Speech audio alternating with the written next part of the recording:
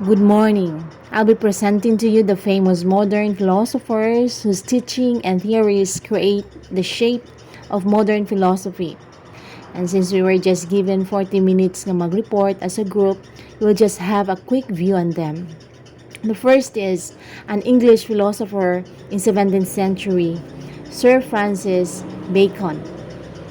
Francis Bacon advocated the use of inductive reasoning, as opposed to the deductive reasoning used by the rationalists of his day, and is hence known as the father of empiricism. So let's look at what is inductive reasoning. Inductive reasoning makes specific observations and then draws a general conclusion. Likan sa observation, then draws to general conclusion. While on deductive reasoning, it is a specific conclusion follows a general theory. Francis Bacon also was very influential in developing the modern scientific method. Another philosopher was Thomas Hobbes, one of the earliest modern philosophers to hold a materialist worldview. Is primarily remembered for his contributions to political philosophy. His main concern is the problem of social and political order, how human beings can live together in peace and avoid the danger and fear of civil conflict. He wrote Leviathan and argued for concepts such as individual freedoms, equality, and representative government. He also believed that humans are naturally anarchic and need a sovereign to rule over them. Another philosopher in 17th century was John Locke. He was the first of three great British empiricists. He is most famous for his idea of the tabula rasa, Latin for blank slate. Basically, he felt that we are all born with a mind that is like a blank sheet of paper. As we go through life, we have experiences, all of which come by way of our five senses: smelling, touching, hearing, tasting, seeing, and that everything we know or think of is a product of these experiences. He also known as the father of liberalism. He also advanced social contract theory but disagreed with Hobbes' support of the absolute monarchy. Another German philosopher, Gottfried Leibniz, the last of the three great continental rationalists.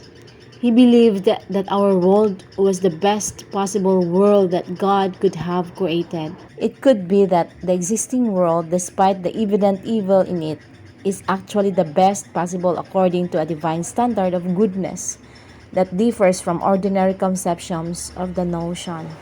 He also remembered for his contributions to mathematics. He developed calculus independent of Newton and played a major role in development of the binary number system and mechanical calculator. Another philosopher in 20th century, Australian-British philosopher Ludwig Wittgenstein, a student of Bertrand Russell. Ludwig Wittgenstein is sometimes referred to as the greatest philosopher of the 20th century. He believed that the meaning of words reside in their ordinary uses and that philosophers often distort their meanings and end up playing language games. From this came the idea that the philosophy had gotten into trouble by trying to use words outside of the context of their use in ordinary language. Sample of a quotation from him. He said, "One of the most misleading representational techniques in our language is the use of I." Another one, he said, "Philosophy is a battle against the bewitchment of our intelligence by means of language." Let's go to the last philosopher in 20th century, Jean-Paul Sartre. He was a French philosopher probably the most famous existentialist, and is known for the phrase existence precedes essence.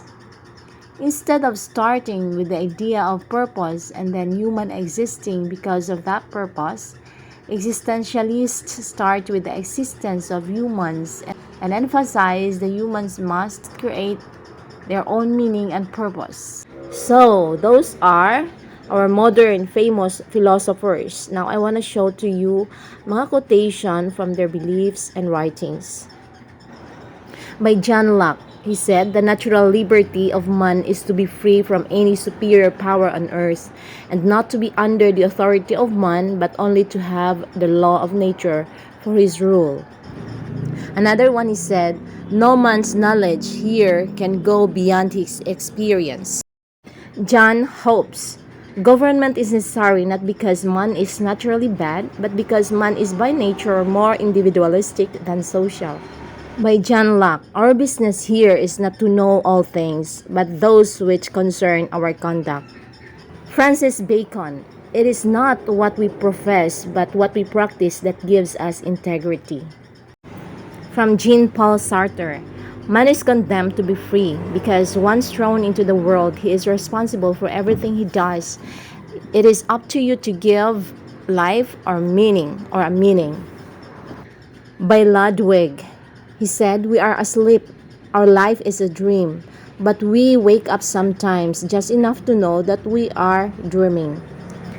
And lastly, Sir Francis Bacon said, "Knowledge itself is power." These are our reports for today, and thank you very much for listening.